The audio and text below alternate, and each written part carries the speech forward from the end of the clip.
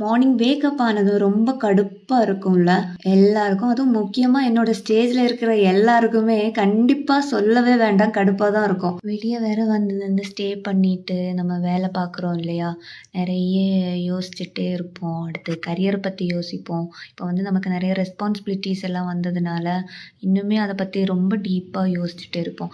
இந்த ஸ்டேஜில் வந்து நிறைய பேருக்கு ஹெல்த் இஷ்யூஸ் எல்லாம் வரும். ஏன்னா அந்த ஹெல்த் இஷ்யூ வர்றதுக்கே நம்ம தான் ரீசனாக இருக்கோம். புதுசாக ஒரு அனுபவம் கிடைக்கும்போது, புதுசா ஒரு லெசன் கிடைக்கும்போது கண்டிப்பா வலிக்கும் தான். வலிக்காமலாம் இருக்காது. அதுல வந்து நீங்க டிப்ரெஷன் அப்படின்ற ஒரு டார்க்னஸ்க்குள்ள நீங்க போயிட்டீங்கன்னா அவ்வளவுதான். அந்த டார்க்னஸ் வந்து உங்களை வெளியவே விடாது. கேர்ள்ஸுக்கு முக்கியமா அந்த பிசிஓடி ப்ராப்ளம்ஸ் எல்லாம் வரும். இர்ரெகுலர் பீரியட்ஸ்னால வந்து கேர்ள்ஸ் வந்து என்ன பண்றாங்க, டாக்டரை கன்சல்ட் பண்ணி அதுக்கு தனியா டேப்லெட்ஸ் வாங்குறாங்க. மந்த்லி வாங்குற சேலரி வந்து பாதி காசு டாக்டருக்கு கொடுத்துடுறீங்க. ஸோ நல்லா சாப்பிடுங்க, நல்லா ரெஸ்ட் எடுங்க, நல்லா தூங்குங்க. ஏன்னா டைம் வந்துட்டு நமக்காக எப்பவுமே காத்திருக்காது. ஸோ இந்த லைஃப் போனா திரும்பவும் நமக்கு கிடைக்காது. இந்த டைம்ல நம்ம என்ன கஷ்டம் வந்தாலும் அதெல்லாம் அந்த பக்கமா ஓரங்கட்டி தள்ளிட்டு ஃபியூச்சர்ல அடுத்து என்ன பண்ணலாங்கிறத யோசிங்க. ஸோ இன்னைக்கு அவ்வளவுதான் வீடியோ. இந்த மாதிரி அடுத்து என்ன வீடியோ போடலாங்கிறத என்னோட கமெண்ட் பாக்ஸ்ல போடுங்க.